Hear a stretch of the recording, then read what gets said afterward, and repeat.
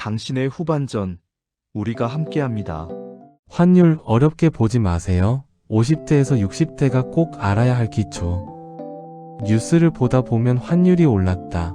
원화 가치가 떨어졌다. 이런 이야기를 자주 듣게 됩니다. 그런데 막상 이게 내 생활과 어떤 관계가 있는지 정확히 이해하기는 쉽지 않습니다. 그래서 많은 분들이 환율은 전문가들만 아는 어려운 경제 용어라고 생각합니다. 하지만 환율은 우리 생활과 매우 가까운 개념입니다. 특히 50대에서 60대 이후에는 자산 관리와 소비에 직접적인 영향을 줄 수 있기 때문에 기초적인 이해는 꼭 필요합니다. 오늘은 환율을 어렵지 않게 실생활 기준으로 이해할 수 있도록 핵심만 정리해 보겠습니다. 먼저 환율이란 무엇인지부터 보겠습니다. 환율은 한 나라의 돈과 다른 나라의 돈을 서로 바꾸는 비율입니다. 예를 들어 1달러를 사기 위해 1,300원이 필요하다면 이것이 환율입니다. 이 숫자가 올라가면 같은 1달러를 사기 위해 더 많은 원화가 필요하게 됩니다. 즉, 환율이 오르면 원화의 가치가 상대적으로 떨어진다고 볼 수 있습니다. 그렇다면 환율이 오르면 우리 생활에는 어떤 변화가 생길까요? 가장 먼저 영향을 받는 것은 수입 물가입니다. 우리나라는 에너지와 원자재를 많이 수입하는 구조입니다. 환율이 오르면 같은 물건을 사더라도 더 많은 돈을 지불해야 합니다. 이 비용은 결국 생활 물가 상승으로 이어질 수 있습니다.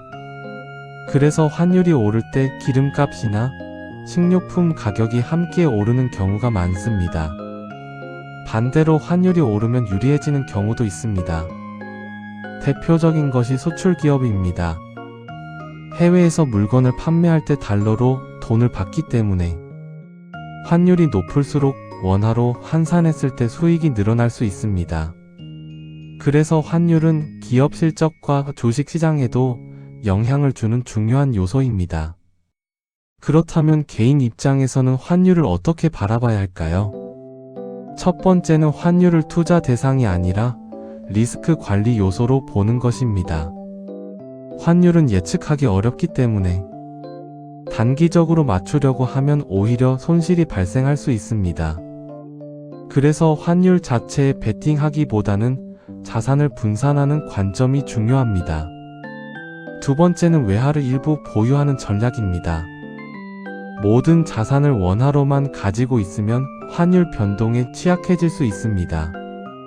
그래서 일정 부분은 달러 자산이나 외화 자산으로 나누는 것이 위험을 줄이는 방법이 될 수 있습니다. 다만 이 역시 무리하게 비중을 늘리기보다는 자신의 상황에 맞게 조절하는 것이 중요합니다.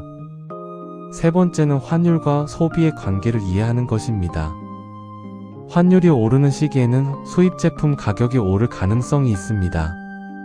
이럴 때는 소비 시점을 조절하거나 대체 상품을 고려하는 것도 하나의 방법입니다.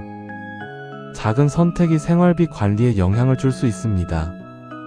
네 번째는 환율 뉴스에 과도하게 흔들리지 않는 것입니다. 환율은 매일 변동합니다.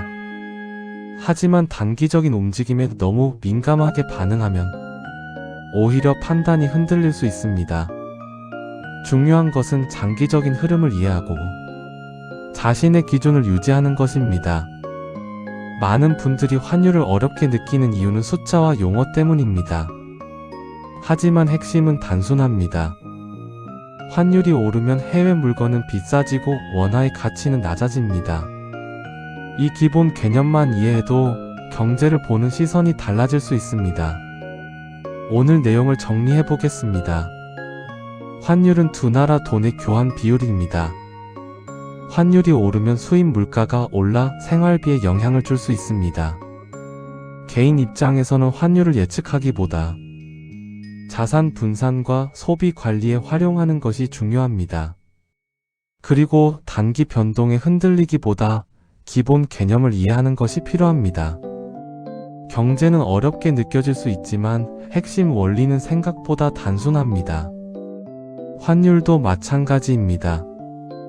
기초를 이해하면 불안이 줄어들고 선택이 훨씬 쉬워집니다. 지금까지 시니어였습니다. 오늘 내용이 도움이 되셨다면 구독과 좋아요 부탁드리고 50대에서 60대의 삶을 더 건강하고 단단하게 만드는 지식 여러분의 후반전 시니어 신이 함께 하겠습니다.